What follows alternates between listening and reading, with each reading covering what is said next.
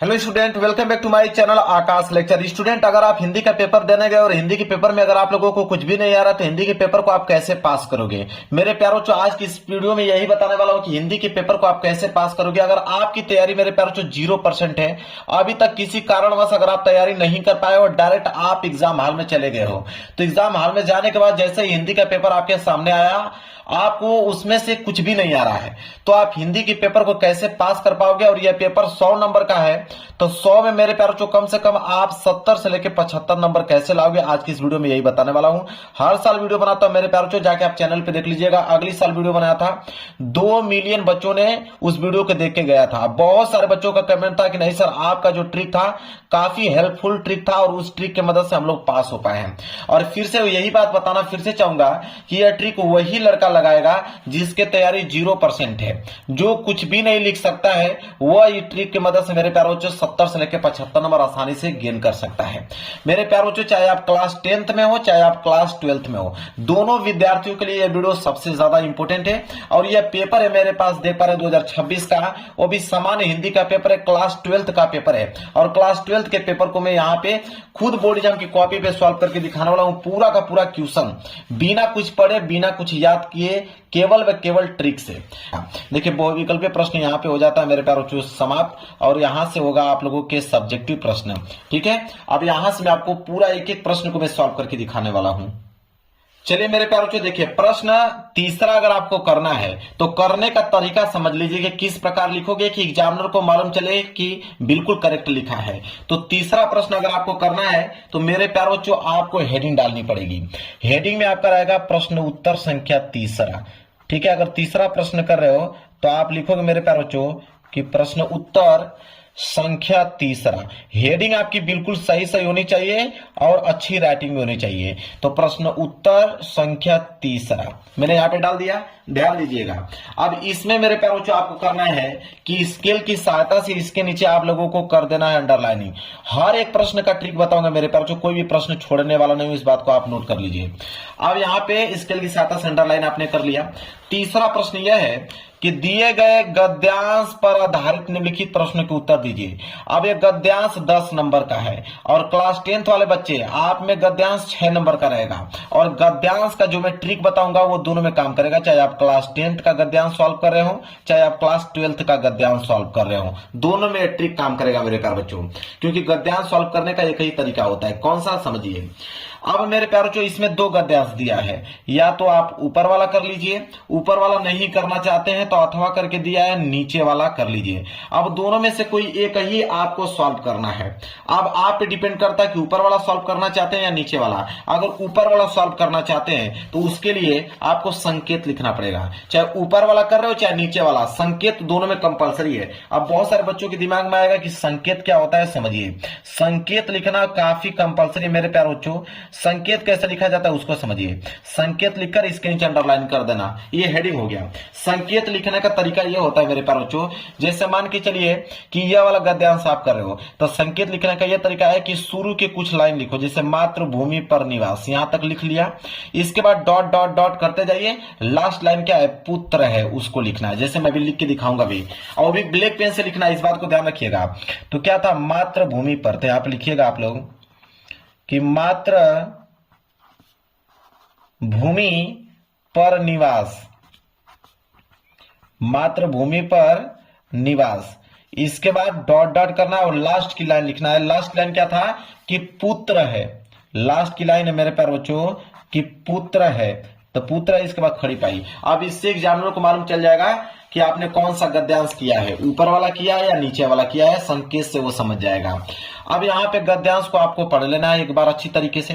गद्यांश को पढ़ने के बाद इसके नीचे 5 प्रश्न है। क्लास 10th में 3 प्रश्न रहेगा, ये क्लास 12th का पेपर है, इसमें 5 प्रश्न है। इसमें भी 2 के हिसाब से 6 नंबर मिलता है और इसमें 2 के हिसाब से 10 नंबर मिलता है। तो देखिए 10 नंबर का है क्योंकि क्लास 12th का पेपर है। अब क्लास 10th में 6 नंबर का रहेगा क्योंकि उसमें 3 प्रश्न होते हैं। अब 5 प्रश्नों को सॉल्व करना है। पहला है कि पाठ का शीर्षक और लेखक का नाम लिखिए। तो पाठ उसका शीर्षक और लेखक का नाम लिखिए, उसे हम लोग बोलते हैं संदर्भ। जिसमें हम लोग पाठ के शीर्षक और लेखक का नाम बताते हैं उसे हम लोग क्या बोलते हैं मेरे प्यारे बच्चों, संदर्भ बोलते हैं। मतलब संदर्भ लिखने का बात कहा हुआ है और संदर्भ दोनों में सेम ही होता है। लिखने का तरीका समझिए। तो आप पहला वाला प्रश्न कर रहे हो तो आप यहाँ पे पहला डालोगे, याद रहे एक लाइन का गैप छोड़कर। पहला वाला क्या है प्रश्न आपका कि आपको संदर्भ लिखना है, तो संदर्भ लिखना है तो सबसे पहले आप हेडिंग डालोगे संदर्भ का। ये आपने हेडिंग डालिया, स्केल की सहायता से इसके नीचे आप अंडरलाइन कर दीजिएगा। संदर्भ लिखने का तरीका क्या होता है मेरे प्यारे बच्चों, उसको समझ लीजिए आप लोग। सबसे पहले लिखोगे कि प्रस्तुत गद्यांश, लिखोगे कि प्रस्तुत गद्यांश, ये आप नोट कर लो, चाहे आप क्लास 10th में हो चाहे 12th में हो। लिखोगे कि प्रस्तुत गद्यांश हमारी पाठ्य पुस्तक, क्योंकि गद्यांश सॉल्व करो तो गद्यांश लिखोगे कि प्रस्तुत गद्यांश हमारी पाठ्य पुस्तक, प्रस्तुत गद्यांश हमारी पाठ्य पुस्तक। अब हिंदी है तो आप हिंदी को ब्लैक पेन से लिखिएगा, सिंगल इन्वर्टेड कमा अंदर उसको क्लोज कर दीजिएगा, तो ऐसे लिखिएगा हिंदी प्रस्तुत गद्यांश हमारी पाठ्य पुस्तक हिंदी के। अब ये आपका गद्यांश है तो गदखंड से लिया गया होगा, तो आप गदखंड लिखेगा, वो भी ब्लैक पेन से, कि प्रस्तुत गद्यांश हमारी पाठ्य पुस्तक हिंदी के गदखंड, हिंदी के गदखंड में संकलित, गदखंड में संकलित, गदखंड में संकलित। अब चैप्टर का नाम लिखना है, तो ये जो मेरे प्यारे बच्चों लिया गया है, आप देखिए जैसे यहाँ पे देखिए, जब इस गद्यांश को पढ़ोगे तो यहाँ पे राष्ट्र की बात किया गया है, ऊपर भी राष्ट्र की बात किया गया है, यहाँ पे भी राष्ट्र का प्रयोग किया गया है, यहाँ पे स्वरूप का प्रयोग किया गया है, तो आप समझ जाएंगे कि यह राष्ट्र का स्वरूप चैप्टर से लिया गया है। किस चैप्टर से लिया गया है? राष्ट्र के स्वरूप चैप्टर से। और न मालूम चले तब कौन सा ट्रिक लगाओगे, अभी मैं बताता हूं। तो आप लिखोगे राष्ट्र के, राष्ट्र का स्वरूप है ना, तो राष्ट्र का स्वरूप नामक पाठ से लिया गया है। अब जिस बच्चे को पाठ का नाम नहीं मालूम है कि यह राष्ट्र का स्वरूप चैप्टर से लिया गया है, तब क्या करोगे? तो मेरे प्यारे बच्चों, आपकी किताब में ध्यान से समझिएगा, इसको समझने का प्रयास कीजिए। आपकी किताब में किसी भी चैप्टर का, वो भी गद्यांश का, गद्यांश का किसी भी चैप्टर का नाम मालूम है मेरे प्यारे बच्चों, वहां पे आप उस चैप्टर का नाम लिख सकते हो, कोई दिक्कत नहीं, नंबर आपको मिल जाएगा। किसी भी चैप्टर का नाम मालूम है, यहाँ पे लिख के चले आइएगा। तो राष्ट्र का स्वरूप नामक पाठ से लिया गया है। जिनको मालूम होगा तो लिख देंगे, जिनको नहीं मालूम होगा वो किसी भी चैप्टर का नाम लिख सकते हैं। तो संकलित राष्ट्र का स्वरूप नामक पाठ से लिया गया है, नामक पाठ से लिया गया है, लिया गया है, खड़ी पाई, लिया गया है, जिसके लेखक, जिसके लेखक। अब लेखक का नाम लिखना, किसके लेखक कौन है? तो हमको मालूम है कि राष्ट्र के स्वरूप चैप्टर के लेखक हैं डॉक्टर वासुदेव शरण अग्रवाल, और जिनको नहीं मालूम होगा वो किसी भी लेखक का नाम यहाँ पे लिख सकते हैं, कोई दिक्कत नहीं है। तो हमको तो मालूम है कि कौन है, डॉक्टर वासुदेव, डॉक्टर वासुदेव शरण अग्रवाल जी, डॉक्टर वासुदेव शरण अग्रवाल, ये इनके लेखक हैं। अगर आपको नहीं मालूम है तो आप किसी भी लेखक का नाम यहाँ पे लिख लीजिएगा, अग्रवाल जी हैं। अब मेरे प्यारों आपको बताता हूं कि ये संदर्भ बिल्कुल हो गया कंप्लीट। संदर्भ इसी तरह लिखना है, ठीक है। लिखने का ट्रिक आपको समझ में आ गया। चैप्टर का नाम नहीं मालूम है, किसी भी चैप्टर का नाम लिख दो। लेखक का नाम नहीं मालूम है, किसी भी लेखक का नाम लिख दो, आपको नंबर मिलेगा, 100% नंबर आपको मिलेगा मेरे प्यारे बच्चों। लिखने का तरीका यही होना चाहिए, आपको बता देता हूं। क्लियर है? अब इसका एक लाइन का गैप छोड़कर आप दूसरे प्रश्न का यहाँ पे जवाब देंगे। अब दूसरा प्रश्न मेरे प्यारे बच्चों क्या है, देखिए दूसरा प्रश्न यह है कि राष्ट्र की कल्पना कब असंभव है। अब मेरे प्यारे बच्चों यहाँ पे इसका मिल जाएगा, देखिए राष्ट्र की कल्पना असंभव है। कब असंभव है? कि पृथ्वी हो और मनुष्य न हो तो राष्ट्र की कल्पना असंभव है। यही वाली लाइन यहाँ पे आप लोगों को छाप देना है। मतलब जो प्रश्न आप, तीसरा भी प्रश्न दिया है कि पृथ्वी और जन दोनों मिलकर क्या करते हैं, ठीक है। तो अब इसका आंसर इसमें से मेरे प्यारों को मिल जाएगा। आप लोगों को जब आप पढ़ोगे तो आराम से आप लोगों को मिल जाएगा। अब बोला है पृथ्वी कब मातृभूमि की संज्ञा प्राप्त करती है। जैसे इसको पढ़ोगे, इसमें से खोजोगे, आपको तुरंत आंसर मिल जाएगा। मेरे पास समय नहीं है तो मैं ढूंढ के तुरंत इसका आंसर लिख के दिखा देता अभी आप लोगों को। जैसे मैंने इसका आंसर बताया। मेन चीज है यह वाला रेखांकित अंश की व्याख्या। बाकी ये जितने भी आपको प्रश्न दिखे हैं ये सब इसी पैसेज में से मिल जाते हैं, उसका एक एक लाइन का आंसर होता है, लिख दोगे। मेन होता है इसका कि संदर्भ कैसे लिखोगे और इसका व्याख्या कैसे करोगे। बाकी जितने भी बीच में प्रश्न दिए होते हैं उसका आंसर खुद मिल जाता है पैसेज में से मेरे प्यारे बच्चों। तो रेखांकित अंश की व्याख्या, मान लीजिए पांचवा प्रश्न अगर आप कर रहे हो, इसको मैं कैंसिल कर देता हूं। पांचवा प्रश्न अगर आपको करना है रेखांकित अंश की व्याख्या, तो हेडिंग आप डालोगे रेखांकित अंश की व्याख्या।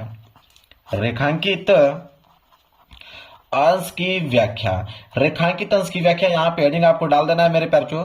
रेखांकित अंश की व्याख्या हल करने का तरीका क्या होता है अगर नहीं आपको आता है तो देखिए, रेखांकित अंश की व्याख्या अगर आप सॉल्व कर रहे हो तो आप लिखोगे कि लेखक, देखिए ट्रिक समझिए, लिखोगे कि लेखक, यहाँ पे लेखक का नाम लिख दिएगा कि लेखक डॉक्टर वासुदेव शरण अग्रवाल जी कहते हैं कि, क्या लिखोगे, कहते हैं कि, कहते हैं कि, क्या कहते हैं कि, समझिए जहां तक अंडरलाइन किया होगा यहां तक अंडरलाइन किया गया, इसी की व्याख्या करना। तो आप लिखोगे कि लेखक कहते हैं कि पृथ्वी मातृभूमि की संज्ञा प्राप्त करती है। पृथ्वी माता है और जन सच्चे और अर्थों में पृथ्वी का पुत्र है। अब इसका हमें क्या करना है, व्याख्या करना है। तो मैं आपको ट्रिक बताऊं, बहुत सिंपल ट्रिक है। आप लिखिएगा कि पृथ्वी मातृभूमि की संज्ञा प्राप्त करती है। जो लाइन दिया हुआ है सेम टू सेम वही लाइन आप लोगों को यहां पे लिख देना है। लिखने के बाद इस चीज को अपने बारे में कि पृथ्वी मातृभूमि की संज्ञा प्राप्त करती है, अब इसके बारे में आप क्या जानते हो अपने शब्दों में बनाकर अपने शब्दों में इसको व्यक्त कर देना है। ठीक है, इसके बाद अगला लाइन क्या लिखोगे, अगला लाइन यहां लिखोगे कि पृथ्वी माता है और जन सच्चे अर्थों में पृथ्वी का पुत्र है। इसके बारे में जो भी जानकारी होगी, जो भी चीज आप अपने भाषा में बनाकर लिखना चाहते हैं अगली लाइन में उसके बारे में आप लोगों को मेंशन कर देना है। मतलब कि अगर 2 लाइन अंडरलाइन किया हुआ है तो उसका व्याख्या कम से कम आपको 5 या 6 लाइन में करना है। 5 या 6 लाइन में अपने शब्दों में लिख दोगे, आपको आंसर मिल जाएगा, यकीन मानिए। तो यह हो गया गद्यांश सॉल्व करने का ट्रिक। ठीक है, समय ले रहा हूं लेकिन आपको जेन्युइन ट्रिक बता रहा हूं। ठीक है, गद्यांश सॉल्व कर लोगे, कोई दिक्कत नहीं। अब चाहे क्लास 10th में हो चाहे क्लास 12th में, दोनों में गद्यांश आएगा तो यही ट्रिक आप लगाओगे। अब बारी आती है मेरे प्यारे बच्चों यहाँ पे पद्यांश सॉल्व करने का। पद्यांश सॉल्व करने का ट्रिक यही बता देता हूं मेरे प्यारे बच्चों, उसका भी सेम ट्रिक है, सेम ट्रिक है मेरे प्यारे बच्चों। अगर आपको पद्यांश सॉल्व करना है तो प्रश्न उत्तर चौथा है, तो आप लिखोगे यहाँ पे प्रश्न उत्तर संख्या 4। यहाँ पे क्या लिखोगे 4। इसके बाद संकेत लिखोगे कि आप यह वाला कर रहे हो कि आपको पीछे अथवा करके दिया है यह वाला कर रहे हो, वो संकेत से मालूम चल जाएगा। मान लीजिए ये वाला कर रहे हो, संकेत लिखना है तो तुम मानसहीन, शुरू को लाइन यहां पे लिख दोगे, डॉट डॉट करते जाओगे, लास्ट की लाइन क्या है कि संस्कृति समासीन, इसको यहां पे लिख दोगे। ये संकेत का काम करेगा, जैसे यहां पे संकेत लिख दीजिएगा। इसमें भी मेरे प्यारे 5 प्रश्न हैं, इसमें भी 5 प्रश्न है। पहला प्रश्न बोला है कि उपयुक्त पद्यांश का संदर्भ लिखिए, तो संदर्भ यहाँ पे नहीं डालोगे, लिखोगे क्या कि प्रस्तुत। अब यहाँ पे गद्यांश था तो आप यहाँ पे पद्यांश लिखोगे, बस यहाँ पे पद्यांश, क्योंकि पद्यांश लिख रहे हो, लिखोगे प्रस्तुत पद्यांश हमारी पाठ्य पुस्तक हिंदी के। अब यहाँ पे गदखंड है तो यहाँ पे कर दोगे पदखंड, क्या कर दोगे, पदखंड। ठीक है, तो हिंदी के पदखंड में संकलित। अब चैप्टर का नाम मेरे प्यारों जो आपको नहीं मालूम है, जैसे मान के चलिए मुझे तो चैप्टर का नाम मालूम है कि यह बापू के प्रति नामक कविता से उद्धृत है। अगर आपको नहीं मालूम है तो यहाँ पे किसी भी चैप्टर का नाम लिख दीजिएगा, नामक पाठ से लिया गया है जिसके लेखक। ठीक है, अब लेखक नहीं होते मेरे प्यारों, ठीक है, पद्यांश के कवि होते हैं। पद्यांश को क्या लिखता है, कवि लिखता है, इस बात को ध्यान में रखिएगा। लिखेगा जिसके कवि, तो जिसके कवि कौन है, तो हमको तो मालूम है कि सुमित्रानंद पंत जी हैं, तो यहाँ पे लिखेंगे हम लोग सुमित्रानंद पंत जी हैं। अगर आपको नहीं मालूम है कि सुमित्रानंद पंत जी हैं तो किसी भी कवि का नाम यहाँ पे मालूम होगा या कवित्री का नाम मालूम होगा, यहाँ पे आप नाम मेंशन कर दीजिएगा, काम हो जाए। ये है यहाँ पे किसी भी पद्यांश का संदर्भ लिखने का तरीका। ठीक है, इसी तरह रेखांकित अंश की व्याख्या, तो रेखांकित अंश का व्याख्या सेम ट्रिक लगेगा, जो मैंने गद्यांश से बताया सेम टू सेम ट्रिक लिखेगा। अब आगे का जो प्रश्न आप दिख रहे हो ये सब प्रश्नों का उत्तर इसी पैसेज में से मिल जाता है मेरे प्यारे बच्चों, कहीं ढूंढने की जरूरत नहीं पड़ता है। क्लियर है, तो गद्यांश और पद्यांश कुछ भी याद करने के लिए बोला हूं, कुछ भी नहीं, सेम टू सेम पेपर से इस सारा का सारा प्रश्नों का जवाब आप दे पाओगे मेरे प्यारे बच्चों। क्लियर है, समझ में आ गया। अब आइए अगले प्रश्न की तरफ, प्रश्न संख्या 5वें का क, यह है कि निम्नलिखित में से किसी एक लेखक का साहित्यिक परिचय देते हुए उनके प्रमुख कृतियों का उल्लेख कीजिए। अब मेरे प्यारे बच्चों यहाँ पे आ गया साहित्यिक परिचय। कह रहा है कि 80 शब्द में लिखना है। बहुत सिंपल है मेरे प्यारे बच्चों, यहाँ पे एक काम करना है आप लोगों को मेरे प्यारे बच्चों। जैसे बोला है कि हजारी प्रसाद द्विवेदी जी, बोला है पंडित दीनदयाल उपाध्याय, यहाँ बोला है वासुदेव अग्रवाल जी। चलिए तो देखिए ट्रिक क्या होता है मेरे प्यारे बच्चों। तो मान लीजिए अगर हमको लिखना है हजारी प्रसाद द्विवेदी जी का, तो 5वें का क है तो आप डालोगे कि प्रश्नोत्तर संख्या 5वें का क, ठीक है, 5वें का क। अब यहाँ पे हजारी प्रसाद द्विवेदी जी पहला है तो यहाँ पे डालिएगा पहला, ठीक है, क्या डालिएगा पहला, हजारी प्रसाद द्विवेदी जी। मेन चीज ये है मेरे प्यारे बच्चों, आपको नाम मालूम होना चाहिए, डॉक्टर हजारी प्रसाद द्विवेदी। जन्म आपको सन 1907, जन्म स्थान बलिया दुबे का छपरा जिला, पिता का नाम अनमोल द्विवेदी, माता का नाम ज्योतिषमती देवी, मृत्यु 19 मई 1989 में हुआ था, रचनाएं बाण की आत्मकथा।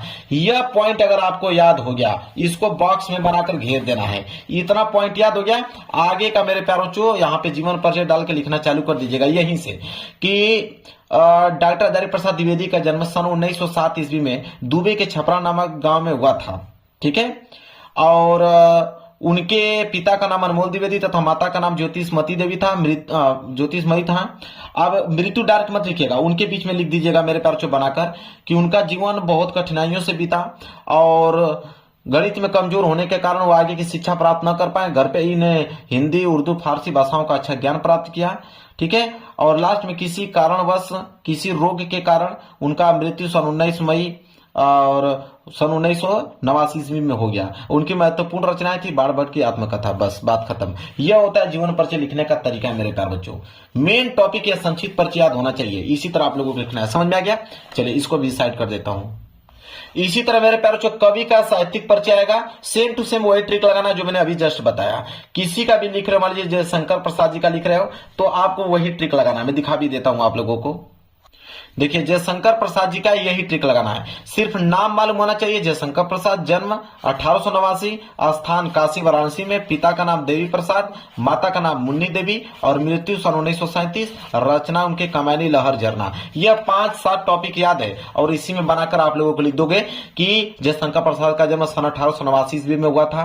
कहां पे हुआ था? वह काशी में हुआ था, वाराणसी नामक स्थान पर। पिता का नाम देवी प्रसाद, माता का नाम मुन्नी देवी था और वह बचपन में ही गणित में कमजोर होने के कारण वो आगे की शिक्षा प्राप्त नहीं कर पाए। उनकी आर्थिक स्थिति बहुत कमजोर हो गई और जितना भी धन उनके पास बचा था उन्होंने उसको बेचकर जितना कर्जा लिया था उन्होंने ऋण को वापस कर दिया और घर पर इन्होंने स्वाध्याय हिंदी, उर्दू, फारसी अच्छी भाषाओं का ज्ञान किया। उन्होंने बहुत सी रचना लिखी जो कि काफी प्रसिद्ध है और क्षय रोग के कारण उनकी मृत्यु सन 1937 ईस्वी में हो गया। उनकी महत्वपूर्ण रचनाएं लहर, कमैनी, झरना इत्यादि महत्वपूर्ण उनकी रचनाएं हैं। समझ में आ गया ट्रिक? आप लोगों को इसी तरह लिखना है। इसके बाद मेरे प्यारे बच्चों देखिए, अब खून की रिश्ता या पंचलाइट कहानी का सारांश लिखिए। अब मेरे प्यारे बच्चों पंचलाइट कहानी एक बार आप सबने पढ़ी होगी या खून का रिश्ता कहानी एक बार आपने पढ़ी होगी। तो जो अब बस कहानी है, कहानी तो वैसे भी कोई सुना देता है, आप लोगों को याद हो जाता है। तो अगर एक बार भी आपने पढ़ा हुआ है मेरे प्यारे बच्चों तो इसको आसान शब्दों में लिख सकते हो। 80 शब्द तो भाई अपने तरीके से बनाकर लिख सकते हो, तो ये बहुत आसान है। अगर ये नहीं लिखना चाहते हो तो बहादुर कहानी आपने पढ़ा होगा और लाठी कहानी पढ़ा होगा, तो इन दोनों में से कोई एक लिख दीजिएगा। तो मैं आपसे निवेदन करूंगा कि एक बार इन कहानी को बस इसी तरह सुन लीजिएगा, ठीक है? 5 मिनट सुन भी लोगे ना तो आपके दिमाग में कहानी बैठ जाएगा और उसको अपनी भाषाओं में व्यक्त कर दोगे। इसके बाद है स्वपठित खंड काव्य के आधार पर किसी एक खंड के प्रश्न उत्तर दीजिए। अब खंड काव्य तो मेरे पास जो जिला वाइज आता है, तो सबसे पहला काम करना है कि इस वीडियो को देख रहे हो तो देखने के बाद अपने जिला का नाम पता करना कि आपके जिले का नाम क्या है। उसके बाद आप पता कीजिएगा कि आपके जिले में कौन सा खंड काव्य पूछा जाता है। देखिए क्लास 10th में भी खंड काव्य पूछा जाता है और क्लास 12th में भी खंड काव्य पूछा जाता है। जैसे क्लास 12 का ही पेपर है तो खंड काव्य पहली बात जिला अपने नाम पता कीजिएगा। आपके जिला में कौन सा खंड काव्य पूछा जाता है उसको आप पता कीजिएगा। मान लीजिए अगर आपके जिला में मुक्तिज्ञ खंड काव्य पूछा जाता है तो उसको आपको पढ़ लेना है एक बार कि उसके बारे में कौन की कहानी के बारे में किसका चरित्र चित्रण दिया है। जैसे यहाँ बोला है कि मुक्तिज्ञ खंड काव्य के आधार पर गांधी जी का चरित्र चित्रण। अब गांधी जी के बारे में जो भी चीज जानते हो लिखना चालू कर देना। उन्होंने आंदोलन क्या किया, हमारे देश के लिए गांधी जी का क्या योगदान था, यही सारी चीजें बनाकर लिखना है। जैसे ही मेरे प्यारों को 1 या 1.5 पेज में उसको बनाकर अपनी भाषा में व्यक्त कर दोगे, एग्जामिनर खुश होकर आपको 5 नंबर दे देगा। बहुत बड़ी बात नहीं है मेरे प्यारों, इसको सॉल्व करना। चलिए अब मेरे प्यारे बच्चों आ गया खंड ख। अब खंड ख अगर आपको सॉल्व करना है तो आप हेडिंग डालोगे मेरे प्यारे बच्चों यहाँ पे खंड ख। खंड ख हेडिंग डालने के बाद यहाँ पे सिंगल इन्वर्टेड कामा के अंदर और स्केल की सहायता से नीचे अंडरलाइनिंग कर दीजिएगा। अब प्रश्न उत्तर संख्या 8वां है तो आप लिखोगे यहाँ पे कि प्रश्न उत्तर संख्या 8वां, प्रश्न उत्तर संख्या 8वां। अब प्रश्न उत्तर संख्या 8वां का क करने वाले हो तो आप यहां लिखिएगा क। अब क्या है मैं अभी आपको दिखाता हूं, इसका भी ट्रिक समझाता हूं। दिए गए संस्कृत गद्यांशों में से किसी एक का ससंदर्भ सहित हिंदी में अनुवाद कीजिए। चाहे आप क्लास 12th में चाहे 10th में, सब में आता है संस्कृत का गद्यांश। एक ट्रिक बताऊंगा, वही ट्रिक सब में काम करेगी मेरे प्यारों, इस बात को नोट कर लो। देखिए इसमें दो ही चीज होता है, एक आपको संदर्भ लिखना होता है और एक आपको इसका हिंदी अनुवाद लिखना होता है। ठीक है, बस हिंदी अनुवाद लिखना होता है मेरे प्यारे बच्चों, संदर्भ और हिंदी अनुवाद लिखना होता है। संदर्भ इसका इतना आसान होता है ना, आपको क्या ही बताऊं। देखिए यहाँ पे लिखिएगा, आप पहले संकेत लिख लीजिएगा। संकेत, संकेत लिखने का तरीका मैंने आपको बताया कैसे लिखना है मेरे प्यारे बच्चों। शुरू की कुछ लाइन डॉट डॉट करते हुए लास्ट की कुछ लाइन, ये संकेत का काम करेगा। इसके बाद संदर्भ लिखना है तो एक लाइन का गैप छोड़कर आप हेडिंग डालेंगे संदर्भ। संदर्भ किसी भी संस्कृत के गद्यांश का कैसे लिखा जाता है उसको समझिए। आप लिखिएगा मेरे प्यारे बच्चों कि प्रस्तुत गद्यांश, क्या लिखिएगा, क्योंकि संस्कृत का गद्यांश है तो आप लिखिएगा प्रस्तुत गद्यांश। प्रस्तुत गद्यांश हमारी पाठ्य पुस्तक, प्रस्तुत गद्यांश हमारी पाठ्य पुस्तक। अब यहां पे संस्कृत लिया गया है, संस्कृत से, तो आप देखिए इंटर में जितने बच्चे होंगे, ठीक है, तो यहां पे लिखेंगे चाहे आप इंटर में हो चाहे आप क्लास 10th में हो। तो देखिए इंटर में तो चलता है संस्कृत दिनदर्शिका, तो आप लिखिएगा कि प्रस्तुत गद्यांश हमारी पाठ्य पुस्तक, और हाई स्कूल वाले बच्चे लिखेंगे संस्कृत खंड, ठीक है, और इंटर वाले बच्चे लिखेंगे कि संस्कृत दीर्घदर्शिका, संस्कृत दीर्घदर्शिका के। अब चैप्टर का नाम लिखना है तो किसी भी चैप्टर का नाम लिख लीजिए, जैसे मैं यहां पे लिख देता हूं आत्मज्ञ, ठीक है, आत्मज्ञ एवं सर्वज्ञ, आत्मज्ञ एवं सर्वज्ञ नामक पाठ से लिया गया है, नामक पाठ से उद्धृत है, चाहे नामक पाठ से लिया गया, ऐसे लिख सकते हो, लिया गया है। बस इतना ही आपको मेरे प्यार जो संदर्भ में लिखना होता है और कुछ नहीं। अब हिंदी अनुवाद तो यहां पे लिखिएगा आप एक लाइन का गैप छोड़कर हिंदी अनुवाद, हिंदी अनुवाद यहाँ पे मेन हेडिंग हो जाएगी। अब उसका जितना भी संस्कृत में दिया हुआ है इसका आपको हिंदी अनुवाद करना है। अब आपको कुछ भी समझ नहीं आएगा कि इसका मैं अनुवाद क्या करूं, कोई दिक्कत नहीं है। अनुवाद करने के लिए आप संस्कृत का ये गद्यांश देख रहे हो मेरे प्यारे बच्चों, ये संस्कृत का ये वाला गद्यांश है, बीच में से कहीं उठाकर मेरे प्यारे बच्चों, जैसे मान लीजिए यहाँ पे दूसरे शब्दों में यहाँ पूरी लाइन, ये पूरी लाइन देख रहे हो ना, यहां से लेकर, और मैं पीछे और दिखा देता हूं मेरे प्यारे बच्चों, जहां तक दिया है, ठीक है, यहां तक, इसका पूरा का पूरा आप लोगों की सेम टू सेम यही वाली चीजें जो है आपको वहां पे छाप देनी है मेरे प्यारे बच्चों हिंदी अनुवाद में। अगर आपको कुछ नहीं आ रहा है तो वो ट्रिक आप लगा सकते हो और अपने तरीके से भी कुछ बनाकर लिख देना कि कम से कम 7 से लेकर 8 लाइन तक आपका कंप्लीट हो जाए और एग्जामिनर सोचेगा कि आपने हिंदी अनुवाद लिखा है। आपको नंबर पूरा का पूरा मेरे प्यारे बच्चों आपको वो दे देगा, एक नंबर चा कभी नहीं काट सकता है। तो संस्कृत का गद्यांश करना आपको मालूम चल गया। इसी तरह मेरे प्यारे बच्चों संस्कृत का पद्यांश है, संस्कृत के पद्यांश में भी सिर्फ संदर्भ लिखा जाता है और हिंदी अनुवाद लिखा जाता है, और same trick, same to same trick ये भी काम करेगा, सेम टू सेम ट्रिक। बस याद रखें मेरे प्यारे बच्चों आप लोग कि जब इसका संदर्भ लिख रहे हो तो गद्यांश की जगह पे आप इसको कर देना है पद्यांश, ठीक है, गद्यांश की जगह पे आपको क्या कर देना है, पद्यांश कर देना है मेरे प्यारे बच्चों।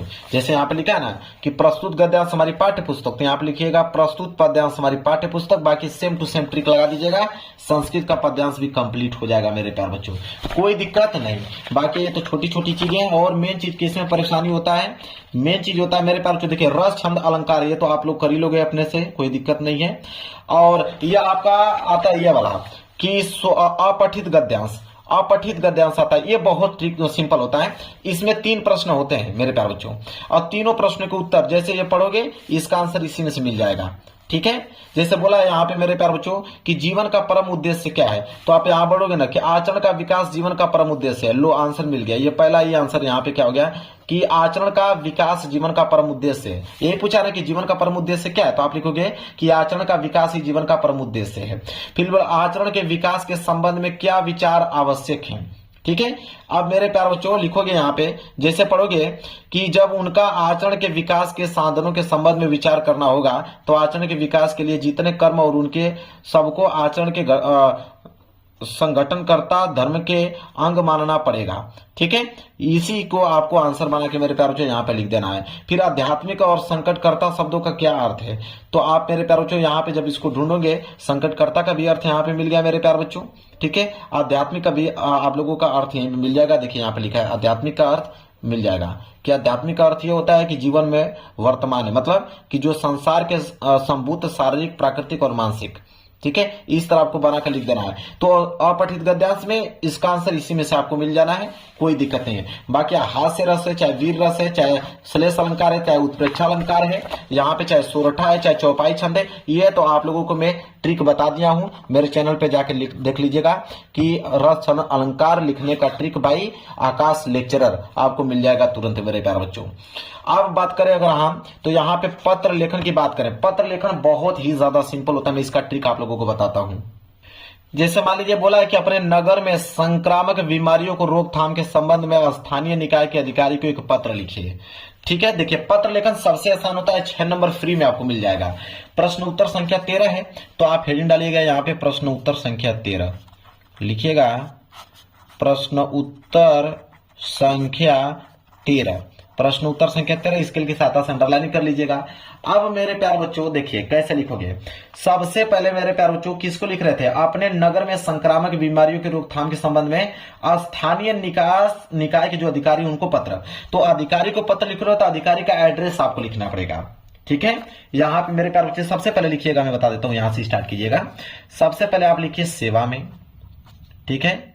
लिखिए मेरे प्यारे बच्चों यहाँ पे सेवा में, ठीक है। सेवा में लिखने के बाद मेरे प्यारे बच्चों यहाँ पे कमा लगाइएगा, फिर लिखिएगा स्वास्थ्य अधिकारी, उनको लिख रहे हैं ना, तो आप लिखिएगा स्वास्थ्य अधिकारी, सेवा में स्वास्थ्य अधिकारी, फिर कमा लगाइए, फिर लिखिएगा नगर आयुक्त महोदय जी, नगर युक्त महोदय, फिर कमा लगाइएगा। नगर निगम है ना, तो आप लिखिएगा नगर निगम, क्योंकि नगर निगम के हैं, तो नगर निगम। अब उनका एड्रेस कहां पे भी है, मान लीजिए मेरठ में है तो आप लिखिएगा मेरठ, मेरठ कहां पड़ता है, उत्तर प्रदेश में, तो आप लिखिएगा उत्तर प्रदेश, ये एड्रेस है मेरे प्यारे बच्चों, ठीक है। इसके बाद मेरे प्यारे बच्चों यहाँ पे लिखिएगा डेट, क्या लिखिएगा, दिनांक, कि किस डेट को यहाँ पे लिख रहे हो।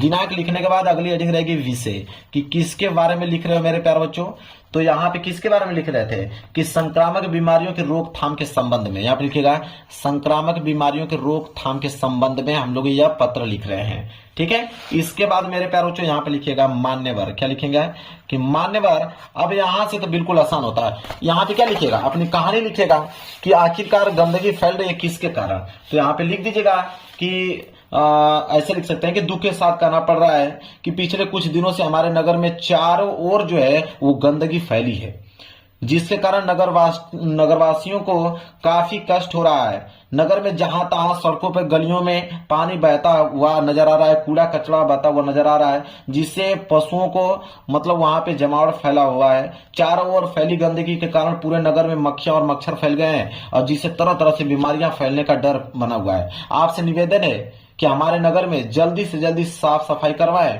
ताकि नगरवासियों को, ठीक है, अच्छा जीवन, मतलब जो नरकीय जीवन है वो नरकीय जीवन जीने से क्या हो, छुटकारा मिल सके हमें। इतना लिखने के बाद लास्ट में यहाँ पे लिख दीजिएगा धन्यवाद, लास्ट में यहाँ पे लिख दीजिएगा धन्यवाद, और यहाँ पे प्रार्थी, मतलब प्रार्थी का नाम होना चाहिए यहाँ पे क ख ग, बस बात खत्म। अब इससे आसान तरीका कोई नहीं बताएगा, पत्र लेखन बहुत सिंपल है, नंबर उठ जाता है इसका। इसके बाद एक और बच गया आपका निबंध। तो निबंध में मेरे प्यारे याद रखिए, यहाँ पे आपके 5 निबंध है, इन 5 में से किसी एक विषय पे निबंध लिखना है। जब भी निबंध लिख रहे हो इस बात को ध्यान रखिएगा कि पहली हेडिंग होना चाहिए प्रस्तावना, इस बात को नोट कर लो, पहली हेडिंग प्रस्तावना होनी चाहिए और लास्ट की हेडिंग होना चाहिए उपसंहार।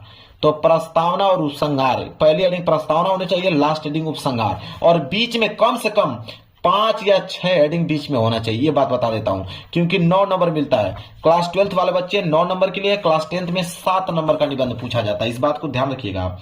तो 5 से लेकर 6 हेडिंग बीच में होना चाहिए, और पहली हेडिंग प्रस्तावना और लास्ट हेडिंग उपसंहार होना चाहिए। इतना काम अगर आपने कर दिया तो आपको निबंध पे पूरे 9 के 9 नंबर मिलने वाले हैं। देखिए, सबसे पहले ऑब्जेक्टिव क्वेश्चन को बोलते हैं हम लोग MCQ question, multiple choice question. इसका ट्रिक क्या होता है उसको ध्यान से आपको समझना है। रूल नंबर फर्स्ट क्या कहता है मेरे प्यारों, और यह जो है जेन्युइन ट्रिक है मेरे प्यारों, 100% यह ट्रिक मेरे प्यारों आपके एग्जाम में काम करेगा।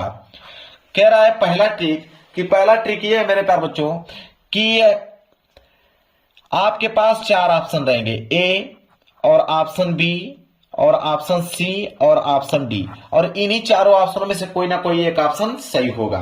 तो रूल नंबर फर्स्ट ये कहता है कि अगर इन चारों ऑप्शनों में से कोई भी अगर ऑप्शन आपको दिखे कि इनमें से सभी चारों ऑप्शनों में से कोई भी एक ऑप्शन आपको दिखे कि इनमें से सभी, तो आप यकीन मान के चलिए कि वही वाला ऑप्शन बिल्कुल आप लोगों का करेक्ट होगा। अगर इन चारों ऑप्शन में से कोई एक ऑप्शन इनमें से सभी दिख गया तो मेरे प्यारे बच्चों 95% आप इसको करेक्ट मान के चलिए कि वो वाला ऑप्शन आपका बिल्कुल करेक्ट आंसर होगा। इसके बाद देखिए रूल नंबर सेकंड मेरे प्यारे, रूल नंबर सेकंड क्या कहता है कि अगर इन चारों ऑप्शनों में से अगर कोई भी ऑप्शन आपको दिखे कि इनमें से कोई नहीं, अगर इन चारों ऑप्शनों में से कोई भी एक ऑप्शन दिखे कि इनमें से कोई नहीं, तो मेरे प्यारों आपको पूरा का पूरा उसी वाले ऑप्शन पे क्लिक करके आना है। ये भी आपका 95% बिल्कुल करेक्ट है कि वो वाला ऑप्शन बिल्कुल सही होगा। ये रूल नंबर सेकेंड है। रूल नंबर थर्ड ये कहता है मेरे प्यारों कि अगर इन चारों ऑप्शनों में से कोई ऑप्शन अगर ये दिखे कि ए व 2, मतलब पहला और दूसरा ऑप्शन दोनों सही हैं, ठीक है, तो इस वाले ऑप्शन पे आप लोगों को क्लिक करना है। या तो इसमें से एक प्रश्न और बनता है कि पहला व ऑप्शन तीसरा यह सही है, तो मेरे प्यारों ये वाला ऑप्शन पे आप लोगों को क्लिक करके जाना है। अगर इन चारों ऑप्शनों में से जो ट्रिक बता रहा हूं, अगर इन चारों ऑप्शनों में से कोई भी इस प्रकार का ऑप्शन दिखे तो उस वाले ऑप्शन पे आप लोगों को क्लिक करके आना है। और मेरे प्यारे बच्चों एक चौथा ट्रिक आप लोगों को बताता हूं कि अलग टाइप के क्वेश्चन, ठीक है, अगर अलग टाइप के मेरे प्यारे कोई ऑप्शन दिखे, अलग टाइप के, अगर इन चारों ऑप्शनों में से कोई ऑप्शन अगर आपको अलग टाइप दिखे, समझ रहे हैं, तो आपको अलग टाइप का जो भी ऑप्शन दिख रहा होगा उस वाले ऑप्शन पे आप लोगों को क्लिक करके आना है। अब मेरे प्यारों जो ट्रिक बताने वाला हूं रूल नंबर 5, यह सबसे इंपॉर्टेंट ट्रिक है, और यह ट्रिक मेरे प्यारे बच्चों हर एक ऑप्शन पे लागू होगा। वो यह है कि अगर चारों ऑप्शन अलग आ जाए, ऑप्शन ए अलग हो, ऑप्शन बी अलग हो, ऑप्शन सी अलग हो, ऑप्शन डी अलग हो, अगर चारों के चारों ऑप्शन अलग हो और इनमें से कुछ भी ऑप्शन न रहे, तब क्या करेंगे हम, तब वहां पे मेरे प्यारों हम लोग लगाएंगे तुक्का वाला ट्रिक। क्या लगाएंगे? तुक्का का ट्रिक लगाएंगे। और तुक्का वाला ट्रिक ये कहता है मेरे प्यारे बच्चों कि या तो ऑप्शन ए पे लगाइए या तो ऑप्शन सी पे लगाइए मेरे प्यारे बच्चों, ऑप्शन ए और ऑप्शन सी। अब यहीं पे मेरे प्यारे बच्चों दिमाग आपको लगाना है। यहाँ पे क्लास 10th वालों के लिए अलग ट्रिक हो जाती है और क्लास 12th वालों के लिए अलग ट्रिक हो जाती है। क्लास 12th वाले बच्चे जब चारों ऑप्शन अलग हो तो क्लास 12th वाले बच्चों को ऑप्शन बी और ऑप्शन सी पे, ऑप्शन बी और ऑप्शन सी पे मेरे प्यारे बच्चों वहां पे क्लिक करना है, या तो ऑप्शन बी या तो ऑप्शन सी। और क्लास 10th वाले बच्चे ध्यान दें, या तो ऑप्शन ए या तो ऑप्शन सी पे क्लिक करके आना है।